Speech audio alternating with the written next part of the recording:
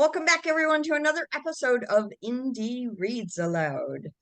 Today, I am sharing with you a new to me author, Tanya DeClercq. She is a paranormal fantasy writer, and she's going to be sharing a bit of her book, A Life Forged in Death. Welcome to the program, Tanya.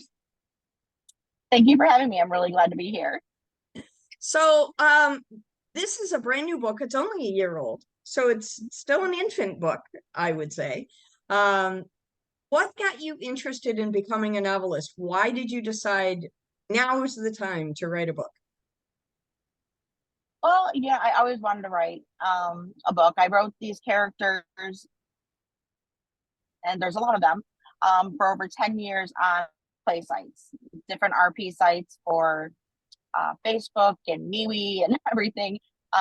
And it just got to the point where I wanted it to be a novel. I kept fearing, that nobody would want to read it, nobody would like it, people would laugh at me.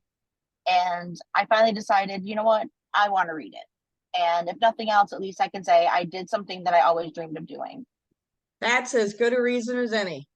There are a lot of authors out there who listen to that peer pressure, and I'm really glad that you didn't. And I need to tell everybody that there is a listener advisory for this book. There is strong language, mature situations, sexual content, and historical and religious reimaginings. So if you have little ears listening into the program today, you might want to preview the reading before you share it with them. Tanya, can you tell us a little bit, rather than me reading the back matter of the book, which is, okay, it works, but is not nearly as much fun. Can you kind of give me an idea of what this book is about? Yeah. And really, the back of the book probably doesn't do it justice, to be honest. It was my first attempt at a blurb. So I do apologize, people. It is a vampire series, but it's got its own twist. Jenna Devereaux is ready for her life to begin. She's ready to start her happily ever after she's always dreamed of, with the man of her dreams. She doesn't think there's anything wrong in the world. The only darkness is the night, but even that's not so scary because the moon's always, lending its glow. Unfortunately, things don't turn out the way she planned, and she instead starts her life with her death. She basically decides from then on that she doesn't want to be a victim anymore. She doesn't want else to be victimized. And she's trying to discover really who she is. What does her life mean? What's her purpose now? She's trying to learn about all the things that she never knew were existing right next to us all.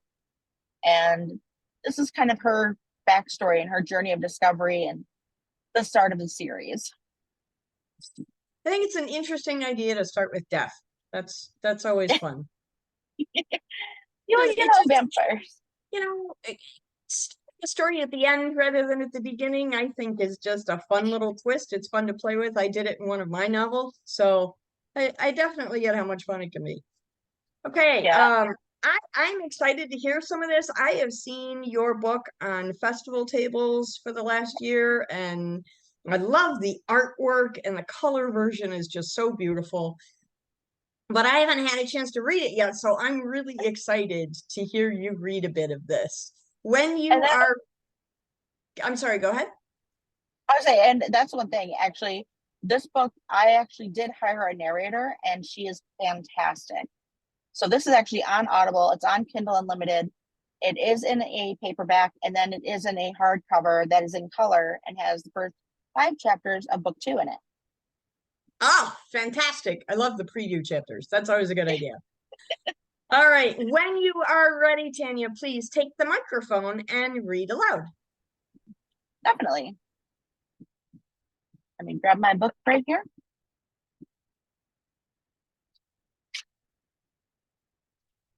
And I am skipping over some chapters that are definitely a little more sensitive.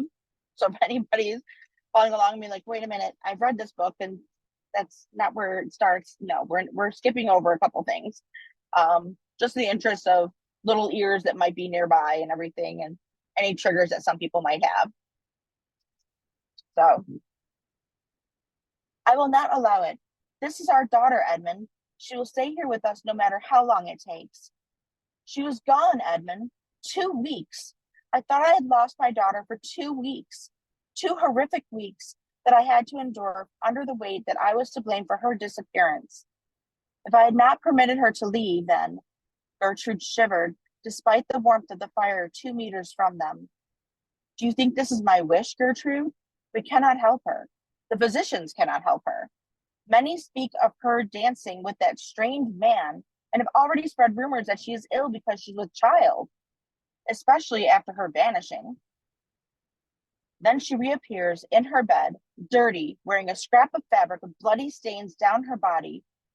The physician confirms she was. His throat forbid the words from forming. I lay in my bed, my eyes refused to open. Each time they tried, the light of the room assaulted them as harshly as the midday sun. My body shook violently, then fell still. A trauma response, I heard the physician call it. Given my parents, they agreed I had to have been taken, or at least held against my will, a captive. Used in every way he desired. The moments when I held enough strength, I told my parents of my ordeal, but I could not bring myself to utter the details. They knew. Mother asked gently, and my immediate sobs had her clutching me in her embrace. Father startled us both when he punched the wall of my room, the indentation a new decoration by the door. Now they argue down the hall, their voices fading in and out, yet never quiet enough to give me peace. I hate that I am the cause of their suffering, that I cannot bring an end to their torment. I hate that I feel guilt as fully as I feel the blanket that covers me. I had no control, but I feel somehow to blame. To my choice from me. He took my life from me. Their decision is moot. I accepted days ago that my life was forfeit. If I cannot get vengeance, I can at least give them comfort. They did all they could for me since I was born. I refuse to allow my death to cast a cloud over the remaining days. Lord Rathborne has forbidden his son from calling upon her, even if she recovers. Gone for weeks, returned for another week, yet cannot leave her bed. They are right. We can do no more for her. They can make her comfortable, provide care she needs, save her soul. Father's voice held defeat in every word, pleaded with her to see reason. From atop my bed, I listened to their discussion. How long had I been awake this time? I had vague recollections of my mother, father, even the physician who had seen to my care since delivering me, speaking through a fog I could not disperse. Trying to wake fully, to urge my mind to think rationally, I focused on my parents' voices in the next room. From the sense and slight rustling, the scene was practically visible to my mind's eye. Father was decisive, always. I had never known him to waver once a decision was made. Even matters as trivial as his choice of tie color were absolute.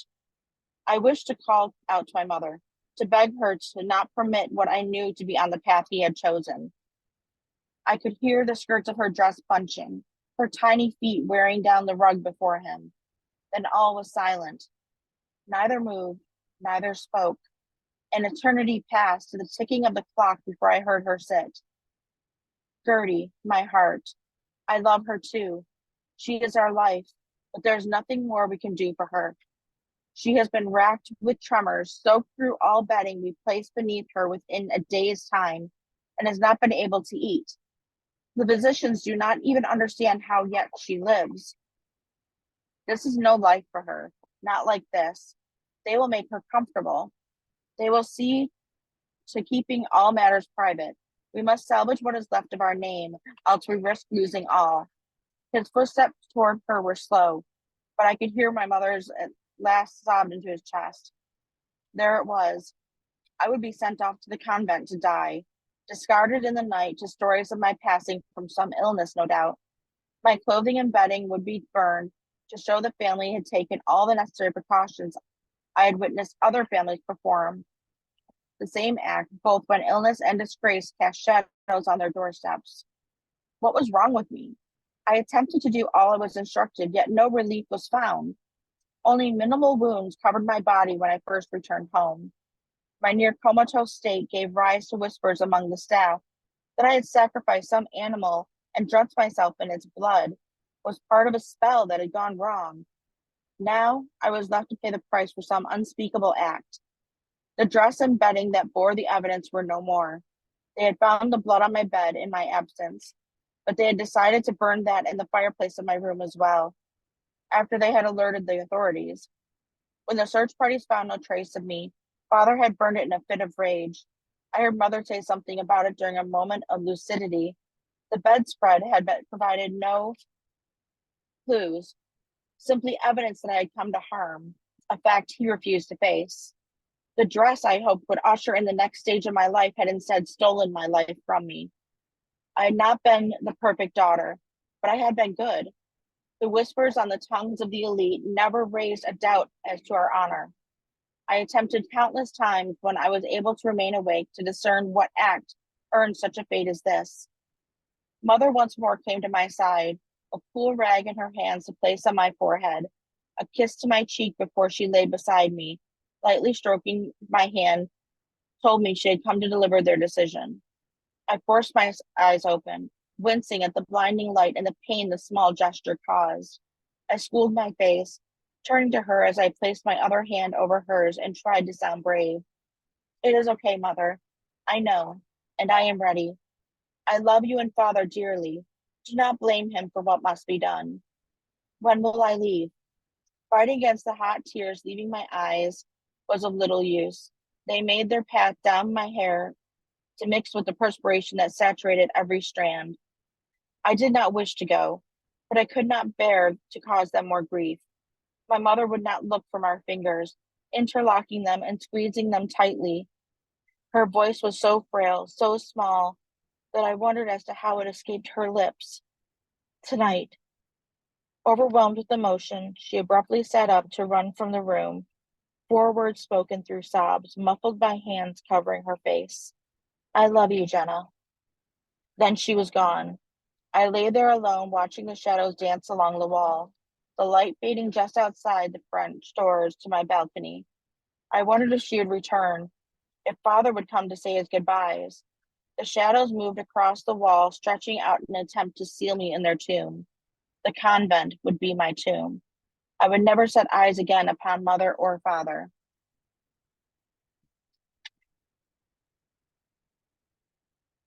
The ride was unpleasant. Every pebble the carriage wheels traversed felt like a boulder that shook.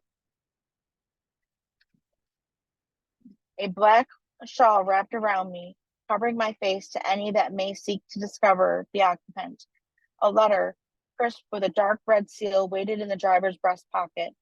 I knew my father had paid him handsomely for his discretion on this late night endeavor, one that would nonetheless slip from drunken lips later.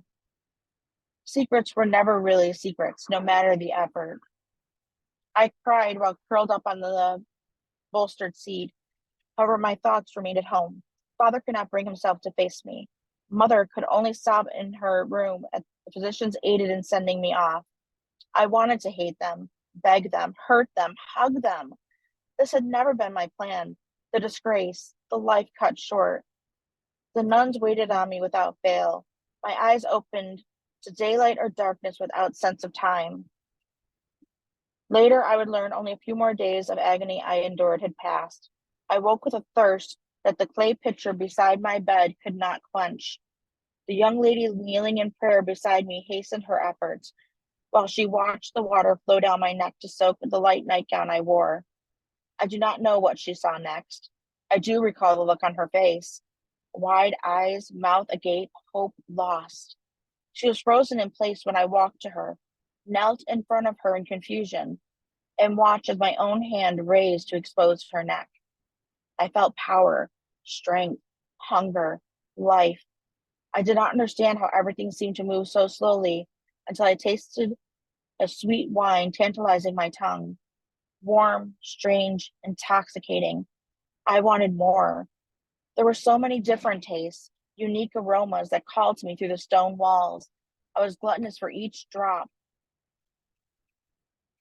I could hear the drums echoing off the walls that summoned me to dance, sing, and drink. So I did. I drank, found each beat of the drums dancing and humming from here to there. until there was only silence. I sat on the rug that covered the floor of the chapel, a stained glass window high on the wall, lending its color to the moonlight. In my arms, I held a woman who looked twice my age. Her eyes were glassy, her mouth open as if she were trying to speak. Straining, I listened to find a faint rhythm and suddenly realized what I had done. The drums. You're a monster. I lowered her, looked at my hands, covered in layers of blood. They did not seem to be mine. I stood slowly, walking out into the night with memories of stories young boys told to young girls in attempts to scare them. Tales of monsters that drank blood, killed girls in the dark of night, but never would you see them during the day. I ran toward a stream I did not know existed, chilly water splashing with each step until I sank into its depths. I was buried in the current from my shoulders down, water washing the evidence of my sins away. Dipping below the surface, part of me wished to never again permit air to fill my lungs. Perhaps ceasing to exist now would allow me to pass the gates of paradise. The survival instinct was too great to deny. I found myself crawling onto the rocks along the side, unable to differentiate the tears that flowed down my face from the river water that escaped my hair. An acute pain cut through my despair like a finely sharpened sword through air. Flashes of images from both my recent feast and of things my eyes had never seen crossed my vision. One word pounding in place of my heartbeat. Come. A masculine voice beckoned. As swiftly as the pain set upon me, it vanished. A sudden urge to move compelled me to climb from where I lay, half in the water.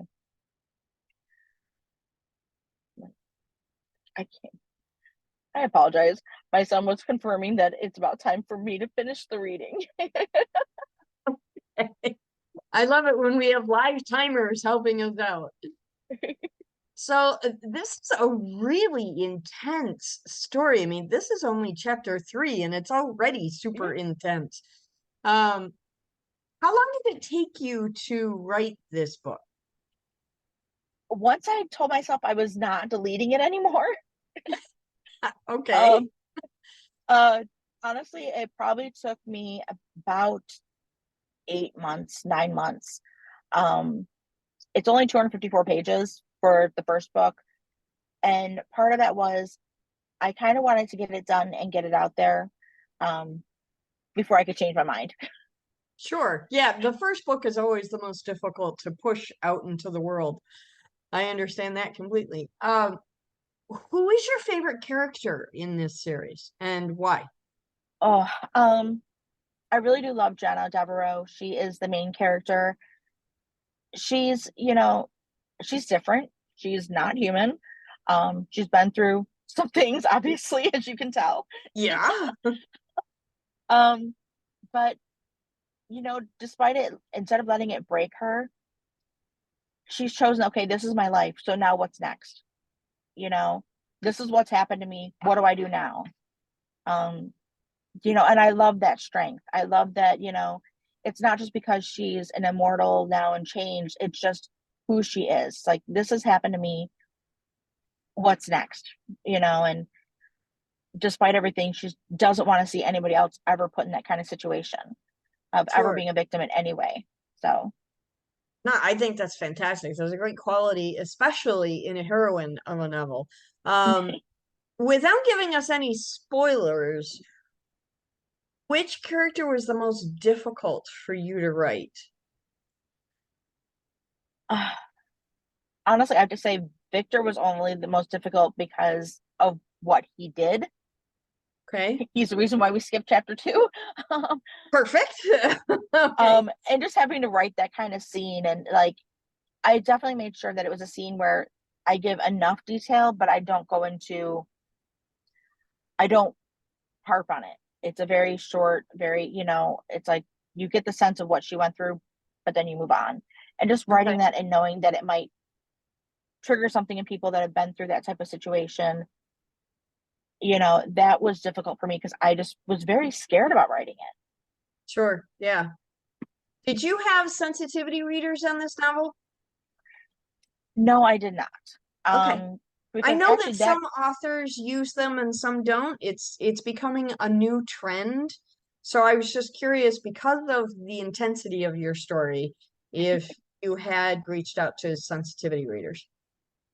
no, because actually it's funny is I did my book edited, and the first editor that I had is actually the one that's like, okay, you're telling us she was a victim, you're telling us she went through an ordeal, but you didn't give us enough of that. So that's where I actually went back in and I added chapter Okay, 2 based on the feedback from my editor. So excellent. a Okay. good editor can help. It's always nice to listen to the editor. When do you expect book two might come out? Well, I will admit book 2 was supposed to be out already, but I've had some medical issues that keep coming Sure, up. sure. Sometimes It's life intervenes. exactly. It is almost done, and I'm hoping to get it released, depending on my editor and my formatter, getting it released in June or July. Excellent. We will look forward to it. For anyone Yeah, who's interested in Tanya and her work, check out the show notes. All the links are there. Tanya, I'm so glad that you came to read for us today, and I look forward to having you come back when the next book comes out. definitely. I would love to. Awesome. And don't forget, tell your son, the timekeeper, thank you from us. I will. Thank you. Have a great day. Thank you.